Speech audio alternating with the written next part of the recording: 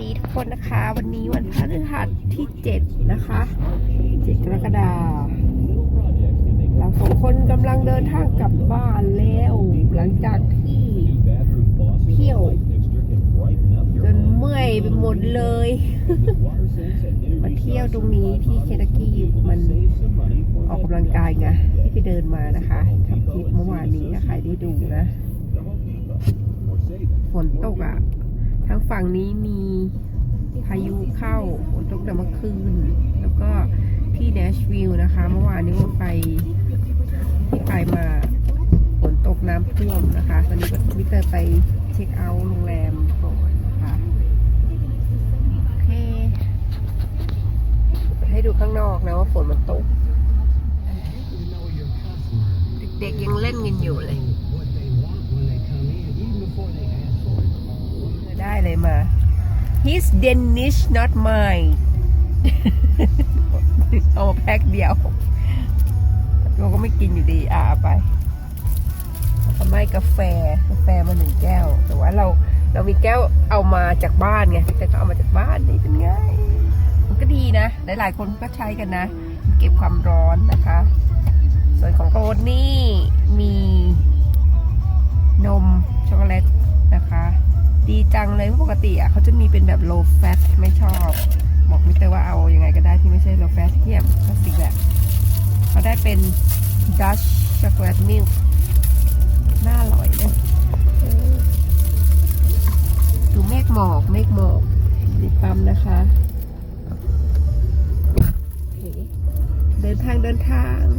หนีน้ำท่วมไงน้ำท่วมพายุมาที่เนชวิลล์ที่เทนเนสซีนะคะที่เรามากันเมื่อวันก่อนน้ำท่วมแล้วนะคะแล้วก็ที่เคนตักกี้ดูจากในข่าวพยากรณ์อากาศกำลังมาเราสองคนก็เลยจะหนีกลับเดลาแวร์แล้วหนีน้ำนะคะแล้วก็มีข่าวเฮอริเคนใช่ไหมกำลังจะไปที่ไต้หวันกับจีนนะคะ Please proceed to the highlighted route เพื่อนๆที่อยู่ไม่รู้เป็นอย่างไรนะคะใจดี I think about you ใจดี because I look on weather channel hurricane is gonna hit Taiwan and China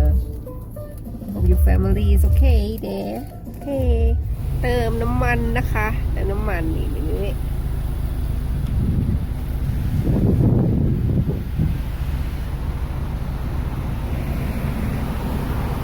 ประมาณ1 ชั่วโมงจะถึงบ้านแล้วแหละโบก็หลับมาตลอดทางเลยก็ใช้เวลาเดินทางทั้งหมด8 ชั่วโมงนะคะโดยประมาณไม่ใช่6นะโบคิดว่า6 ชั่วโมงถ้า6 ชั่วโมงเนี่ยน่าจะแค่เดลาแวร์ไปถึงเข้าเขตเคนตักกี้แต่ว่าเราออกมาจากอะไรนะรีสอร์ทก็เลยมากกว่านั้นนะขอวางหน่อย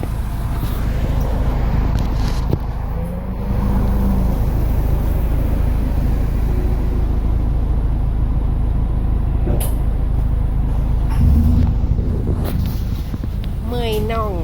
งยังไม่หายเลยจากการที่ไปเดินขึ้นเขากันนะคะเดี๋ยวเจอกันที่บ้านเนอะ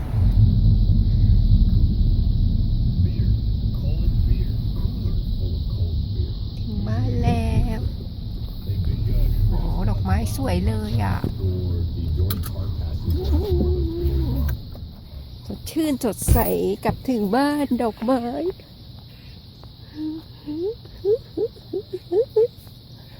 เขียวชอุ่มพุ่มสวยดอกไม้บานถึงบ้านเราแล้วนะคะ